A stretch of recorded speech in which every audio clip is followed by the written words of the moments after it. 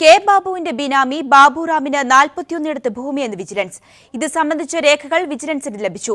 ബാബുവിന്റെ മകളുടെ ലോക്കറുകൾ തുറന്നു വിജിലൻസ് പരിശോധന നടത്തി. ബാബുവിന്റെ PA നന്ദകുമാറിനെയും വിജിലൻസ് ചോദ്യം ചെയ്തു. വിവരങ്ങളുമായി സമീർ ചേരുകയാണ്. സമീർ, ലോക്കർ തുറന്ന് പരിശോധിച്ചതിൽ എന്തെങ്കിലും തെളിവുകൾ ലഭിച്ചിട്ടുണ്ടോ? കൂടുതൽ വിശദാംശങ്ങൾ.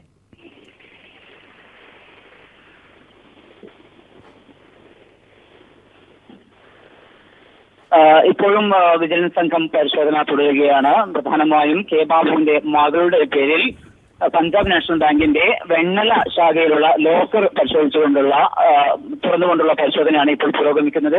അന്വേഷണ ഉദ്യോഗസ്ഥന്റെ നേതൃത്വത്തിലുള്ള പത്തംഗ സംഘമാണ് ഇപ്പോഴും ഇവിടെ പരിശോധന നടന്നുകൊണ്ടിരിക്കുന്നത്. 3:30 ആരംഭിച്ച പരിശോധനയാണ് ഇപ്പോഴും നടന്നുകൊണ്ടിരിക്കുന്നത്. വളരെ നിർണായകമായിട്ടുള്ള രേഖകൾ ഈ ലോക്കറിലുണ്ട് എന്നാണ് വിജിലൻസ് സംശയിക്കുന്നത്. അതുകൊണ്ടാണ് വിശദമായിട്ടുള്ള പരിശോധന നടത്തിക്കൊണ്ടിരിക്കുന്നത്. ഏതായാലും ഈ ബാബുവിന്റെയും അതോടൊപ്പം തന്നെ മക്കളുടെയും പേരിലുള്ള സാമ്പത്തിക ഇടപാടുകളെ സംബന്ധിച്ചുള്ള നിർണായകമായിട്ടുള്ള രേഖകൾ ഉണ്ടാകുമെന്നുള്ള വിശ്വാസത്തിലാണ് അന്വേഷണ സംഘം. മറ്റൊരു പ്രധാനപ്പെട്ട കാര്യം, ഇന്ന് രാവിലെയോടെ തന്നെ മുൻമന്ത്രി കെ ബാബുവിന്റെ PA ആയിട്ടുള്ള നന്ദകുമാറിനെ വിജിലൻസ് സംഘം ചോദ്യം ചെയ്തിരുന്നു. കൊച്ചിയിലെ ഓഫീസിലേക്ക് വിളിച്ചു വരുത്തിക്കൊണ്ടാണ് വിശദമായിട്ടുള്ള ചോദ്യം ചെയ്യലുണ്ടായത്. 3 മണി വരെ നീണ്ടുനിന്നു ഈ ചോദ്യം ചെയ്യൽ. നിർണായകമായ പല വിവരങ്ങളും അവർക്ക് ലഭിച്ചിട്ടുണ്ട്. അതോടൊപ്പം തന്നെ ഇനി പിടിച്ചെടുത്തിട്ടുള്ള രേഖകളുടെ വിശദമായ പരിശോധനയ്ക്ക് ശേഷം നന്ദകുമാറിനെ വീണ്ടും വിളിച്ചു വരുത്തി ചോദ്യം ചെയ്യുമെന്നും അന്വേഷണ ഉദ്യോഗസ്ഥൻ വ്യക്തമാക്കിയിട്ടുണ്ട്. നേരത്തെ നമുക്കറിയാം, കെ ബാബുവിനെതിരെയും അതോടൊപ്പം തന്നെ കെ ബാബുവിന്റെ ബിനാമികൾ എന്ന് വിജിലൻസ് കണ്ടെത്തിയിട്ടുള്ള മോഹൻ അതോടൊപ്പം ബാബുറാം എന്നിവർക്കെതിരെ കേസെടുക്കുകയും തുടർന്നായിരുന്നു വിവിധയിടങ്ങളിൽ ഇവർക്കുള്ള സമ്പത്ത് സംബന്ധിച്ച് പരിശോധിക്കാൻ വേണ്ടിയിട്ട് വിവിധയിടങ്ങളിലായി റെയ്ഡ് നടത്തുകയും ചെയ്തിരുന്നത്. ഇതിന് പിറകെയായിരുന്നു ഇന്നത്തെ ഈ നടപടിക്രമങ്ങളും. അതോടൊപ്പം തന്നെ മറ്റൊരു പ്രധാനപ്പെട്ട കാര്യം, ഈ ബാബുറാമിന്റെ സ്ഥലം ഇടപാടുകളുമായി ബന്ധപ്പെട്ട നിർണായകമായിട്ടുള്ള രേഖകൾ പലതും അന്വേഷണ സംഘത്തിന് വിജിലൻസ് സംഘത്തിന് ലഭിച്ചിട്ടുണ്ട്. ഇതിന്റെ വിശദമായിട്ടുള്ള പരിശോധനകളും ഉണ്ടാകും. ഇതിന്റെ എല്ലാ രേഖകളും നാളെയായിരിക്കും മൂവാറ്റുപുഴ കോടതിയിൽ സമർപ്പിക്കുന്നത്. അതിനുശേഷം വിശദമായിട്ടുള്ള പരിശോധനയ്ക്ക് വേണ്ടി ഇവ നാളെ തന്നെ കസ്റ്റഡിയിൽ വാങ്ങുകയും ചെയ്യും.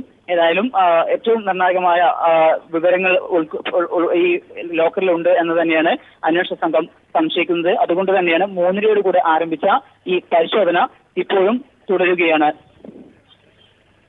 സമീറാണ് വിവരങ്ങൾ നൽകിയത്. മറ്റു വാർത്തയിലേക്ക്. ബാബുവിനെ സംരക്ഷിക്കാനുള്ള ചുമതല കോൺഗ്രസിനുണ്ടെന്ന് MM ഹസൻ. സുധീരൻ ഇക്കാര്യത്തിൽ പ്രതികരിക്കാതിരുന്നത് തെറ്റെന്നും സംഘടനാ തെരഞ്ഞെടുപ്പ് നടത്തേണ്ടെന്ന് പറയുന്നവർ ഏകാധിപതികളെന്നും ഹസൻ പറഞ്ഞു. വിവരങ്ങളുമായി സിജു ചേരുകയാണ്. സിജു, കഴിഞ്ഞ ദിവസങ്ങളിലും സുധീരൻ ഏകാധിപതി എന്ന തരത്തിൽ ഹസൻ നിലപാടുകൾ വ്യക്തമാക്കിയിരുന്നു. ഇതിന്റെ തുടർച്ചയായില്ലല്ലേ ബാബു വിഷയത്തിലും? ബാബുവിനെതിരെ നടത്തുന്ന വിജിലൻസ് നടപടികളുമായി ബന്ധപ്പെട്ടാണ് MM ഹസൻ കോഴിക്കോട് പ്രതികരിച്ചത്. നിലവിൽ ബാബുവിനെതിരെ വിജിലൻസ് നടപടി നടക്കുന്നത് രാഷ്ട്രീയ പ്രേരിതമാണ്. അതോടൊപ്പം തന്നെ പ്രതികരണ നടപടി എന്ന രീതിയിലാണ് ഇത്തരത്തിലുള്ള പരിശോധനകൾ നടക്കുന്നതെന്നാണ് MM ഹസൻ പറഞ്ഞത്. അതുകൊണ്ട് തന്നെ രാഷ്ട്രീയമായി കെ ബാബുവിന് ഒരു പിന്തുണ നൽകേണ്ടത് KPCCയുടെ ഉത്തരവാദിത്തമാണ്. മുൻ മന്ത്രി കൂടിയായ ഒരാളെ സംരക്ഷിക്കേണ്ട ബാധ്യതയുണ്ട്. എന്നാൽ ഇക്കാര്യത്തിൽ KPCC പ്രസിഡന്റ് VM സുധീറിനെതിരെയും MM ഹസൻ രംഗത്ത് വന്നു. നിലവിൽ ബാബുവിനെതിരെ ഇത്തരം നടപടികൾ നടക്കുമ്പോൾ മൗനം പാലിക്കുന്നത് ശരിയല്ലെന്ന നിലപാടാണ് MM ഹസൻ വ്യക്തമാക്കിയത്. മാണിക്കെതിരെ മറ്റൊരു കേസിലും കൂടി ത്വരിതാന്വേഷണത്തിന് വിജിലൻസ് കോടതിയുടെ ഉത്തരവ്. 5 കോടി രൂപ ചെലവിട്ട സമൂഹ വിവാഹത്തിന്റെ പേരിലാണ് പുതിയ കേസ്. 2015 കോട്ടയത്ത് വെച്ച് 150 പേരുടെ സമൂഹ വിവാഹം നടത്തിയിരുന്നു. ഇതിന്റെ സ്രോതസ് അന്വേഷിക്കാനാണ് കോടതിയുടെ ഉത്തരവ്. 2015 കേരള കോൺഗ്രസ് സുവർണ ജൂബിലി ആഘോഷങ്ങളോടനുബന്ധിച്ചാണ് സമൂഹവിവാഹം നടത്തിയത്. 5 കോടി രൂപയാണ് വിവാഹത്തിനായി അന്ന് ചെലവഴിച്ചത്. 150 പേരുടെ സമൂഹ വിവാഹമായിരുന്നു കെ മാണിയുടെ നേതൃത്വത്തിൽ നടന്നത്. ഓരോ ദമ്പതിമാർക്കും 1.5 ലക്ഷം രൂപയും 5 പവന്റെ സ്വർണ്ണാഭരണങ്ങളും അന്ന് നൽകി. പാർട്ടി ഫണ്ടിൽ നിന്നായിരുന്നില്ല ഈ പണം അത്രയും ചെലവഴിച്ചത്. വിവാഹം നടത്താൻ ഉപയോഗിച്ച പണത്തിന്റെ സ്രോതസ് എന്തെന്ന് അന്വേഷിക്കണമെന്നാവശ്യപ്പെട്ടായിരുന്നു ഹർജി. തിരുവനന്തപുരം സ്വദേശി പായിച്ചിറ നവാസ് നൽകിയ ഹർജിയിലാണ് തിരുവനന്തപുരം പ്രത്യേക വിജിലൻസ് കോടതിയുടെ ഉത്തരവ്. ബാർ കോഴ, കോഴിക്കോഴ, സ്വർണ്ണവ്യാപാരികൾക്ക് ആദായ നികുതിയിൽ ഇളവ് നൽകിയത് തുടങ്ങിയ കേസുകളിൽ അന്വേഷണം നേരിടുമ്പോഴാണ് പുതിയ കേസ് കൂടി കെ മാണിക്കെതിരെ ഉണ്ടായിരിക്കുന്നത്. News bureau, Thiruvananthapuram. കോഴപ്പണം കൊണ്ടാരും സമൂഹ വിവാഹം നടത്തില്ലെന്ന് KM മാണി. ഇത്തരം പരിപാടികൾക്കെതിരെ പരാതിയുമായി നടക്കുന്നവരാണ് അഴിമതി നടത്തുന്നത്. കോട്ടയത്ത് നടത്തിയ സമൂഹ വിവാഹത്തിലെ ത്വരിതാന്വേഷണത്തിലാണ് മാണിയുടെ പ്രതികരണം. ഈ കോഴപ്പണം നടത്തുന്നവർ, അഴിമതി നടത്തുന്നവർ ആ പണം സ്വന്തം ആവശ്യത്തിനും സ്വന്തമായി ആവശ്യത്തിനും വേണ്ടി അവർ ഉപയോഗിക്കുകയുള്ളൂ. വേറെ ആർക്കും കൊടുക്കുകയില്ല.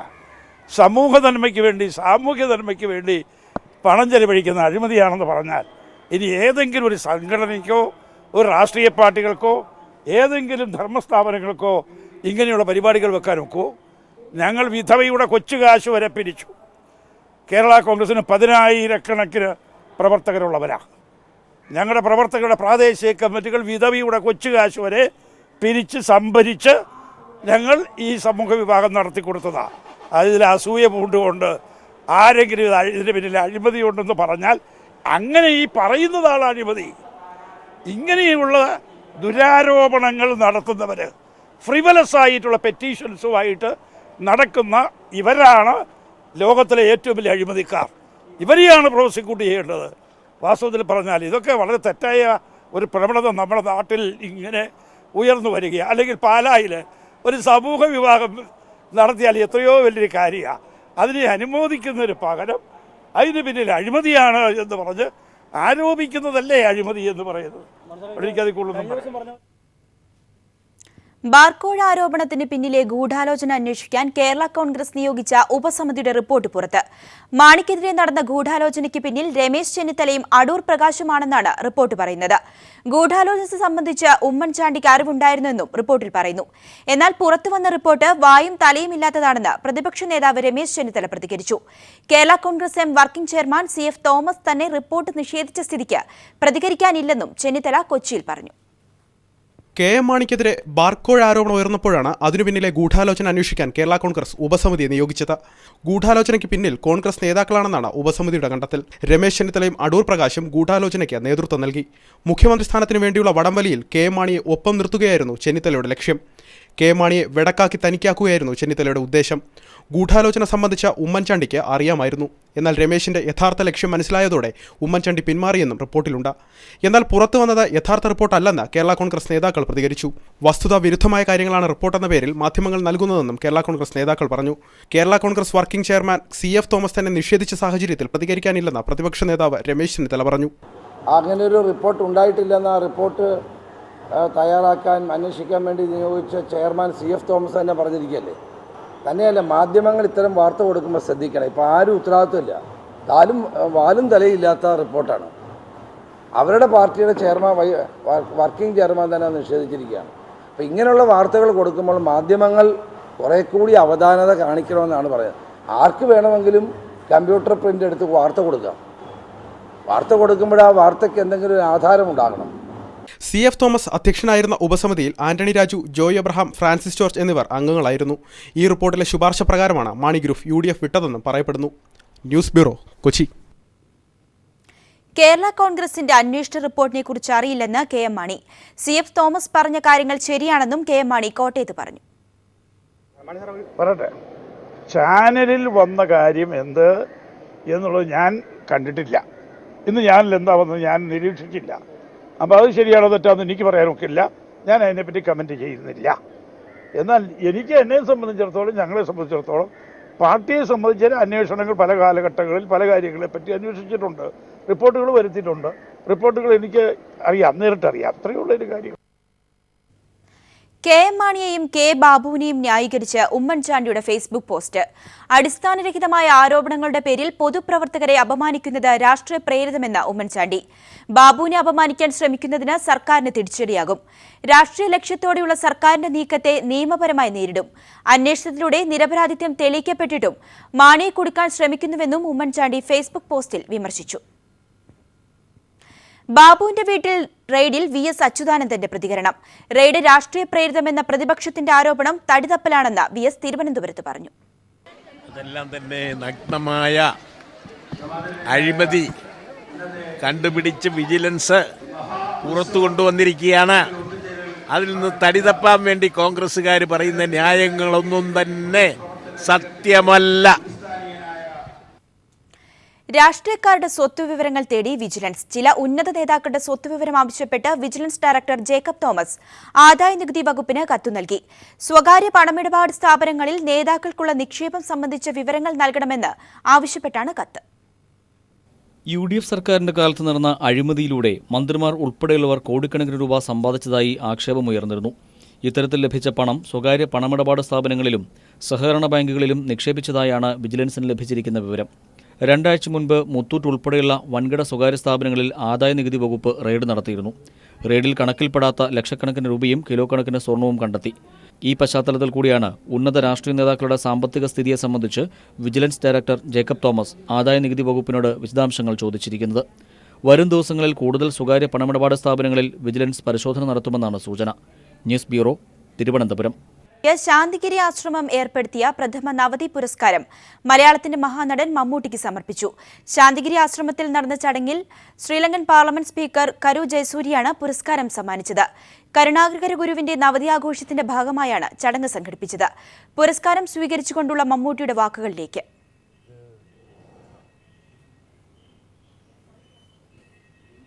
പുരസ്കാരം സ്വീകരിക്കാൻ എനിക്ക് അതിയായ സന്തോഷമുണ്ട്. ഇന്നത്തെ ഈ പുരസ്കാരത്തിന് എനിക്ക് ഇരട്ടിയല്ല, ഒരുപാട് മധുരമുണ്ട്. ഇത് കരുണാകര ഗുരുവിൻ്റെ നവതി പുരസ്കാരമാണ്. അദ്ദേഹത്തിൻ്റെ നവതി ആഘോഷങ്ങളോട് ചേർന്നുള്ള ഒരു പുരസ്കാരമാണ് എനിക്ക് നൽകിയിരിക്കുന്നത്. പക്ഷേ ഈ നവതി ഇനി ഒരിക്കലും ഉണ്ടാവില്ല. ഇനി ഉണ്ടാകുന്ന 91 അല്ലെങ്കിൽ 100 150 ഒക്കെ ആയിരിക്കും. അപ്പോൾ ഈ ഒരു പുരസ്കാരം എനിക്ക് മാത്രമായിട്ട് സൂക്ഷിച്ച് വച്ചിരുന്ന ഒരു പുരസ്കാരമായി ഞാൻ കണക്കാക്കുന്നു. സുനിൽ അരുമാനൂർ ചേരുകയാണ് കൂടുതൽ വിവരങ്ങളുമായി. സുനിൽ, മറ്റെന്തൊക്കെ ചടങ്ങുകളാണ് ഇനിയും അവിടെയുള്ളത്? വിശദാംശങ്ങൾ. ഗ്രീഷ്മ, ശാന്തിഗിരി ആശ്രമം ഏർപ്പെടുത്തിയ നവതി പുരസ്കാരം, പ്രഥമ നവതി പുരസ്കാരമാണ് പത്മശ്രീ ഭരത് മമ്മൂട്ടി ഏറ്റുവാങ്ങി സംസാരിച്ചതാണ്. കരുണാകര ഗുരുവിന്റെ നവതി ആഘോഷവുമായി ബന്ധപ്പെട്ടാണ് ഈ പുരസ്കാരം ഏർപ്പെടുത്തിയത്. ഈ പുരസ്കാരത്തിന് ശേഷം ഈ സെപ്റ്റംബർ 7-നാണ് നടൻ മമ്മൂട്ടിയുടെ ജന്മദിനം വരുന്നത്. അതുകൊണ്ട് തന്നെ സംഘാടകർ ഒരു സർപ്രൈസ് ആയിട്ട് തന്നെ ഈ വേദിയിൽ വെച്ച് തന്നെ അദ്ദേഹത്തിന്റെ ജന്മദിനാഘോഷവും നടത്തി എന്നുള്ളതാണ്. ജന്മദിനാഘോഷത്തിന്റെ ഭാഗമായി കേക്ക് മുറിച്ചുകൊണ്ടാണ് മമ്മൂട്ടിയുടെ ജന്മദിനം ആഘോഷിച്ചത്. അതിനുശേഷം ശ്രീലങ്കൻ സ്പീക്കർ തന്നെ മമ്മൂട്ടിയെ ശ്രീലങ്കയിലേക്ക് ക്ഷണിക്കുന്ന ഒരു കാര്യവും ഈ ചടങ്ങിൽ വെച്ച് തന്നെ സംഭവിച്ചു എന്നുള്ളതാണ്. വളരെ വിപുലമായ രീതിയിൽ തന്നെ ആഘോഷപൂർവ്വം തന്നെയാണ് അദ്ദേഹത്തിന്റെ ജന്മദിനം ഇവിടെ സംഘാടകർ അറേഞ്ച് ചെയ്ത് ഇവിടെ ആഘോഷിച്ചത്. ഇപ്പോൾ മനുഷ്യാവകാശ commission chairman justice JB Koshy ചടങ്ങിൽ സംസാരിക്കുകയാണ്. കാരുണ്യ പദ്ധതിയുടെ തുടക്കവും ഈ ചടങ്ങിൽ വെച്ച് നടന്നു.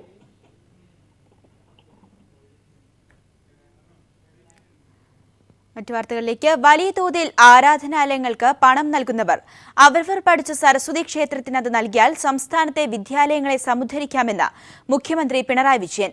വിദ്യാലയങ്ങളിൽ മയക്കുമരുന്ന് മാഫിയ പിടിമുറുക്കുന്നു. ഇതിനെതിരെ അധ്യാപക രക്ഷകർതൃ സമിതികൾ ജാഗ്രത പാലിക്കണമെന്നും അദ്ദേഹം അധ്യാപക ദിനത്തിൽ മുന്നറിയിപ്പ് നൽകി. സംസ്ഥാനത്തെ 1 മുതൽ 12 വരെയുള്ള സ്കൂളുകളെ ഹൈടെക് ആക്കുന്നതിന് എങ്ങനെ പണം കണ്ടെത്താമെന്നതിന് മുഖ്യമന്ത്രി പിണറായി വിജയന്റെ മറുപടി ഇപ്രകാരമായിരുന്നു. നമ്മുടെ നാടിൻ്റെ ഒരു പൊതുവായ അന്തരീക്ഷം നോക്കിയാൽ ഓരോ പ്രദേശത്തുള്ള വിവിധ ആരാധനാലയങ്ങളിൽ എല്ലാവരും വലിയ തോതിലുള്ള സംഖ്യയാണ് നൽകുന്നത്. അതൊരു തവണ എന്നാൽ താൻ പഠിച്ച ഈ സരസ്വതി ക്ഷേത്രത്തിലിരിക്കട്ടെ എന്ന് വെച്ചാൽ അതുതന്നെ വലിയ പണമായിട്ട് മാറും. ദേശീയ അധ്യാപക ദിനത്തിന്റെ സംസ്ഥാനതല ഉദ്ഘാടനം നിർവഹിച്ച മുഖ്യമന്ത്രി ജീവിതശൈലി എന്ന വിഷയത്തിൽ സന്ദേശവും നൽകി. സംസ്ഥാനത്തെ വിദ്യാലയങ്ങളിൽ മയക്കുമരുന്ന് മാഫിയ പിടിമുറുക്കുന്നതിൽ മുഖ്യമന്ത്രി മുന്നറിയിപ്പും നൽകി.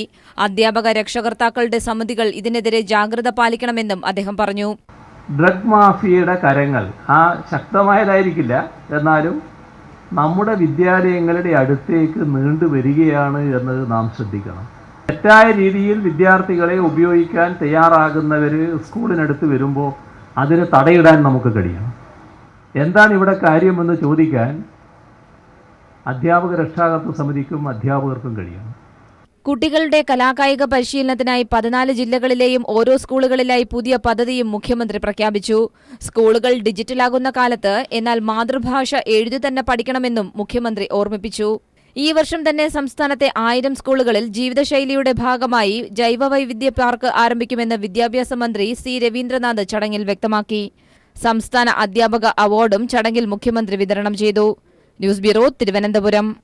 ജമ്മു കാശ്മീരിലെ സമാധാനത്തിനായി ആരുമായും ചർച്ചയ്ക്ക് തയ്യാറാണെന്ന് നിലപാട് ആവർത്തിച്ച് കേന്ദ്ര ആഭ്യന്തരമന്ത്രി രാജ്നാഥ് സിംഗ്. ചർച്ചയ്ക്ക് തയ്യാറാകാതെ സർവകക്ഷി സംഘത്തിന് മുന്നിൽ വാതിൽ കൊട്ടിയടച്ച വിഘടനവാദികളുടെ നിലപാട് മനുഷ്യത്വരഹിതവും ജനാധിപത്യ വിരുദ്ധവുമാണെന്നും രാജ്നാഥ് സിംഗ് കുറ്റപ്പെടുത്തി. 2 ദിവസത്തെ സന്ദർശനം പൂർത്തിയാക്കി സർവകക്ഷി സംഘം ശ്രീനഗറിൽ നിന്നും മടങ്ങി. സമാധാന ശ്രമങ്ങളുമായി ജമ്മു കാശ്മീരിലെത്തിയ 30-അംഗ സർവകക്ഷി സംഘം ജനപ്രതിനിധികൾ, വിവിധ സംഘടനാ നേതാക്കൾ, മനുഷ്യാവകാശ പ്രവർത്തകർ, പൊതുജനങ്ങൾ തുടങ്ങി 300-ലധികം ആളുകളുമായി ചർച്ചകൾ നടത്തി. എന്നാൽ വിഘടനവാദികളുമായി ചർച്ച നടത്താനുള്ള ശ്രമം ഫലം കണ്ടില്ല.